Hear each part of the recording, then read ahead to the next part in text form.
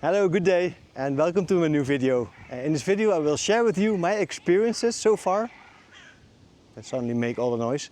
I will share with you my experiences about having a motorcycle as a travel companion. Thank you.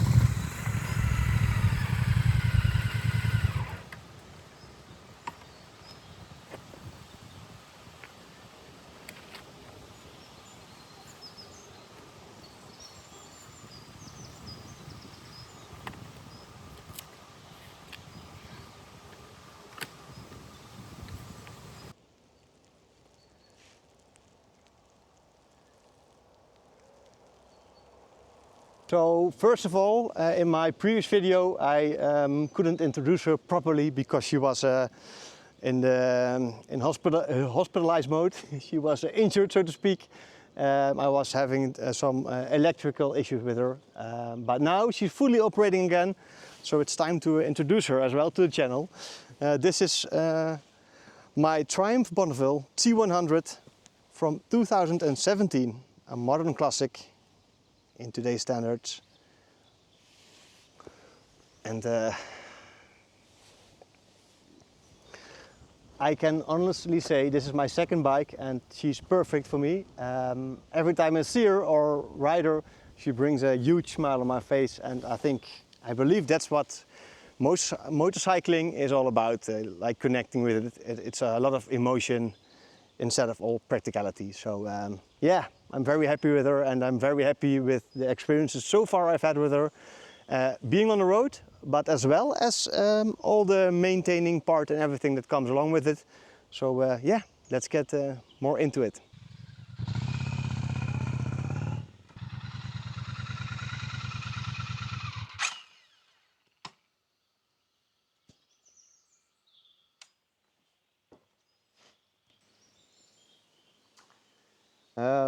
First, the obvious thing is to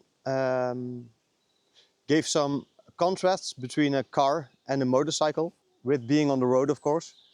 The car is always this bubble you enter, a safe place, and then you can go from A to B. Of course, there's a lot of nice experiences that come along with road tripping with the car or camper van or whatever. But today I want to share the experiences with it being on the road with a motorcycle. The motorcycle is one of the major benefits is you keep on being outside. You keep on being exposed to the environment, to the elements. But together with that, you are more connected in the now, in the present. And I think that's a lot of motorcyclists' preference for choosing a motorcycle. There comes a huge downside with this, and that's of course the danger of having a motorcycle, of being on the road. You're more exposed also to danger, so you have to be more aware in a moment about your surroundings, about other people, other elements that can be a danger to you, unfortunately. But that's why it helps together with that to be more mindful in that part of time. I remember the first time I was jumping on a motorcycle. That was, of course, for taking lessons, driver license. And I was like going on the main road for the first time. And there was this car coming up me, in front of me, and it just passed by. So there was nothing special about that part. But to me, it was the first time I felt very vulnerable in that moment of time. So I was very aware of, wow, this is something different. And I really have to get a mindset to be able to cope with this. So that is a thing that with motorcycles, it really is pushing you towards being present. And I love that part.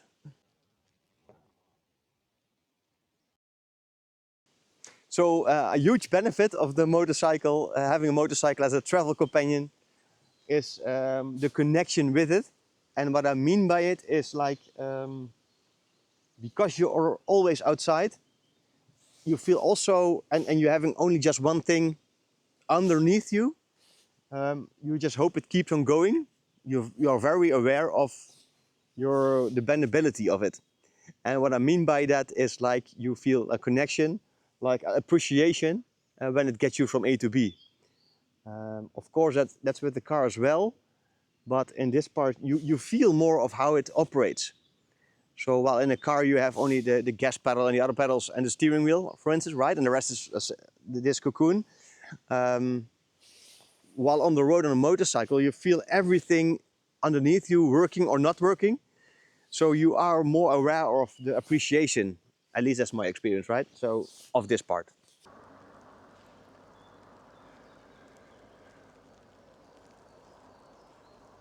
So another thing is maintaining your motorcycle can be quite intense in the way of like it keeps you busy.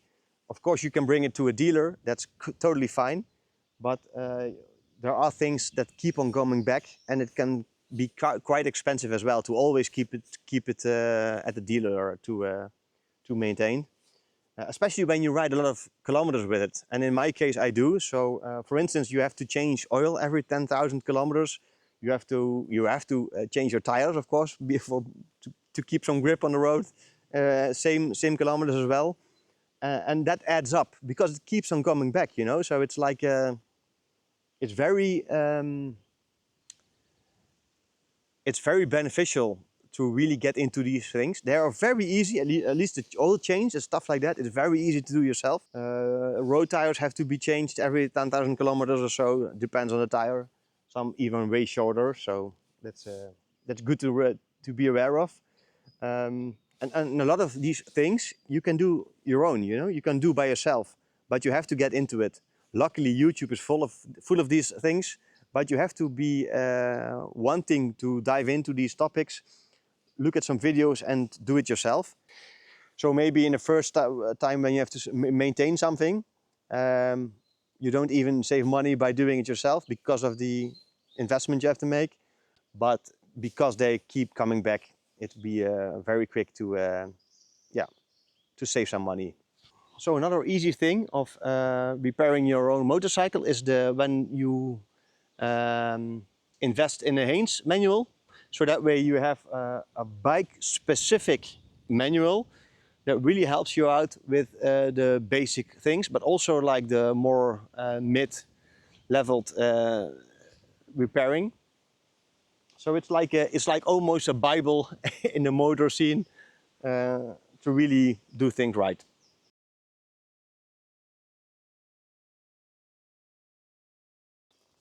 So yeah, when things don't go your way, it's always a good story with hindsight, right? So it's not bad. It's just nice if you can fix it yourself. With my previous bike, that was my first motorcycle. I was riding it pretty soon actually after I bought it into Scandinavia, to Sweden, for instance. And I was so amazed by the scenery and by the buildings and by everything that I kept stopping at the side of the road and making. I should just switch off the motorcycle and the engine, and then started making photographs of everything and movies. And I just loved the place. And then I hopped on my motorcycle again and just drove away again. I did that quite some time, and I've talked to some people and hit it again. And what happened was actually that my battery went flat because of this, because it was not enough time in between. And I couldn't start it anymore. So I've knocked on every door, the few houses that were there. No one was home, so it was a very abandoned place. And luckily, after some time, some kind of a postman just came by, and who was kind enough to help me out by pushing the bike off a hill. And luckily, I could get it running again. But it was like, yeah, a lesson learned. Don't stop every time on a motorcycle and expect the battery to fully operate, because it's a very small battery, of course, compared to a car. And you really have to be aware of, yeah, of the limits. Especially with a motorcycle, but with the car as well. But being on the road, or only with your vehicle with you, you really have to be aware of the signs it gives you. So I've had some signs from this motorcycle as well as my first one, which I kind of ignored. I just thought like, I will fix that when I get home, or I'll fix that whenever I feel like it. And that's not how it works. So for instance, once I've had, when I wanted to start my engine, there came this warning like low battery in the dash. And I thought like, oh yeah, well, I will do that someday, you know. When it's weekend, I have some spare time and I can find out what's happening and maybe recharge the battery or whatever. What happened was the same day in the evening, I went to a friend, and the motorcycle worked one way, and then in the middle of the night I wanted to go home and I just took off. It was like around 12, so it was the beginning of the night, and suddenly I thought my cockpit was like blinking, and then faded. The entire dash was like dark, and next thing that happened was like the headlight was like blinkering as well, flashing. And then I just still kept on going. I was like, hopefully it will make it. I had like 15 minutes to drive, so. And then the whole thing just shut down and I couldn't start it anymore. So I had to call some help and yeah, get some extra battery and stuff like that. But it's like, one of the things I've noticed is like, please be aware of the signs and please take action so you don't end up like me. So one of the signs that was like, the bike was telling me something is not good, is I had some problems with the hazard lights. So only the right side worked and not the left side when I put them on. So that was a sign like something is wrong with the electrics. And another one was like I had to really tilt my bike like this to the left side and the steering wheel a little bit to the left before I could start her up. And it's fun, you know, it's really fun. But at the same time it's worrying, because when that's the way you have to start your engine, you also get some lack of confidence it will start every time.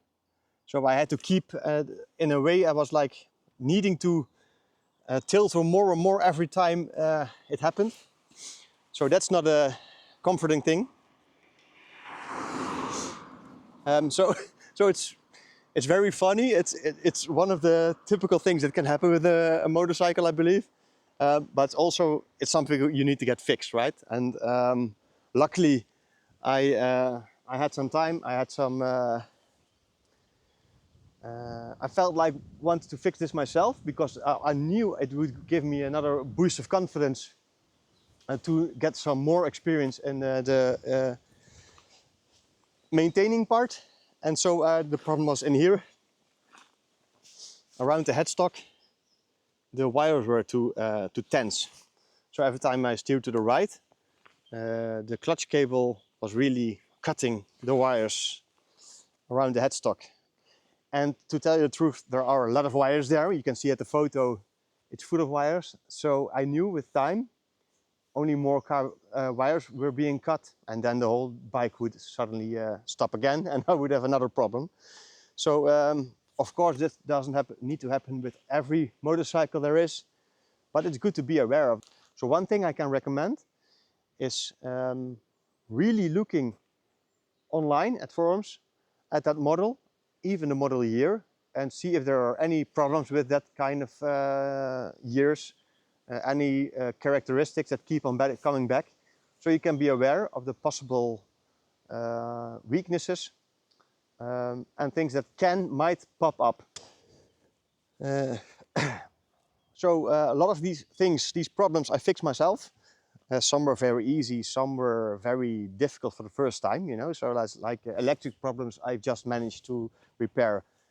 And they were quite challenging for me because I needed some special tools. I'm a little bit afraid of electrics in a way. So I don't want to mess things even more up. I don't want to get electrocuted, you know, so things like that. She's driving again. She's riding great. Everything works again. So I think a lot of times we think things are difficult, while in reality they're not that difficult. Actually, you have to just prepare good. You have to really read into it, really take your time, and you can fix a lot of things. Of course, not everything, and it's always good if you have some doubts to let it be done by a professional. But especially when you want to use your motorcycle as a travel companion, you want to know her, right? You want to know with who you are on the road, so you can at least do some things when things break down, when things don't go your way. I feel more confident than a year ago, for instance. When I hit the road again, I'm sure I can fix a lot of things. Not everything, of course. A lot of things I can't fix, but that's okay. It just fills me with joy that I have learned so much in the last 2 years that I'm driving. And yeah, whenever problems will arise, for sure, I think I can fix it, hopefully. And if not, that's a great story as well, so win-win. Last week I fixed the electrics with the hazard lights, with the starting button, and even the steering is now more free, so it's even less tension on the steering wheel, on the bars, which actually feels great because and that's a major thing while you do your own maintaining, your own repairing.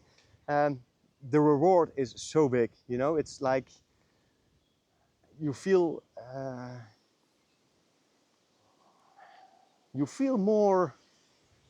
even more connected with your own motorcycle when you do these things, because you get to know her, you get to understand the parts behind the bigger part, so you can feel more when something is off. You feel it easier, you understand it, what's off, and you know how to fix that as well. So it's like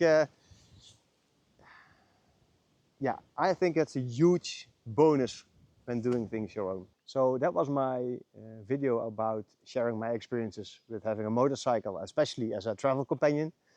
I hope you've had some benefits of this, or at least had some fun while watching. I wish you have a great day and see you in a new one. Bye.